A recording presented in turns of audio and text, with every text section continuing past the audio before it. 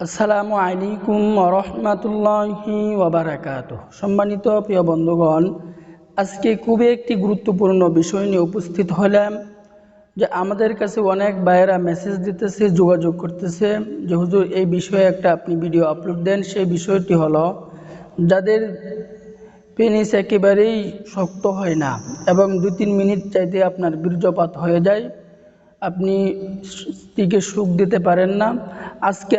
আজকে একটি এমন খাবারের কথা বলবো, আপনি যদি এই খাবারটি রেসিপিটি খেতে পারেন তাহলে আল্লাহ পাকের অশেষ মেহেরবানিতে আপনার সমস্যা দূর হয়ে যাবে। তো আমরা দেরি না করে মূল আলোচনায় চলে যাই।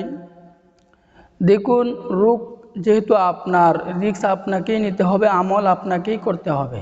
কে কি বললো সেদিকে আপনাকে কর্ণপাত করলে হবে না। দেখুন, কারো না কারো মাধ্যমে কিন্তু আপনার অসুস্থতা দূর হবে, এটাই কিন্তু মাধ্যম। আল্লাহ পাক রব্বুল আলামিন বলছেন, নুনাজ্জিলু মিনাল কুরআন মা হুয়া শিফাউ ওয়া রাহমাতুল লিল মুমিনিন। যে অসুস্থ হলে চিকিৎসা করা এটাও সুন্নত, আমাকে ঘরে বসে থাকলে হবে না, তবে কারো না কারো মাধ্যমে কিন্তু আপনার অসুস্থতা দূর হবে, এটাই হচ্ছে সিস্টেম। তো আমরা দেরি না করে আজকে এই ঘরোয়া রেসিপিটি আমরা কিভাবে তৈরি করব, এই খাবারটি কিভাবে খাবো, এর বিস্তারিত বলে দিচ্ছি ইনশাআল্লাহ। তো আমাদের প্রথমে কাজ হচ্ছে, আমরা শিপন শাক অথবা পুনন শাক, যেটাকে আঞ্চলিক ভাষায় বলা হয় শিপন শাক, আর ওটার শুদ্ধ ভাষায় বলা হয় পুনন বা শাক। তো আমরা এই পুনন বা শিপন শাকের 5 থেকে 6টি শিকড় নিয়ে নিব। তো 5 থেকে 6টি শিকড় নেওয়ার পর এটাকে পেস্ট করে একবারে পিষে ছোটো একটা পাত্রের মধ্যে রাখব। তো যখন আমরা ওই পুনন বা শাক বা শিপন শাকের 5 থেকে 6টি শিকড় যখন একটা পেস্ট করে একটা পাত্রের মধ্যে রাখব, এরপরে আমাদের দ্বিতীয় নাম্বার কাজ হচ্ছে, আমরা পর্যাপ্ত পরিমাণে, অল্প পরিমাণে আমরা খাঁটি মধু দিয়ে দিব। তো যখন আমরা ওই পেস্টের মধ্যে, ওই পাত্রের মধ্যে খাঁটি মধু দিয়ে দিব, এরপরে আমাদের তৃতীয় নাম্বারে কাজ হচ্ছে, আমরা পর্যাপ্ত পরিমাণে, অল্প পরিমাণে আমরা আদা পিষে ওই পাত্রের মধ্যে, অর্থাৎ যেই পাত্রের মধ্যে আমরা পুনন বা শাক অথবা শিপন শাকের শিকড় পেস্ট করে রাখছিলাম, ওই পাত্রের মধ্যে আমরা আদা দিয়ে দিব। তো আমরা 3টা জিনিস দিলাম, শিপন শাকের আপনি 5 থেকে 6টি শিকড়, অথবা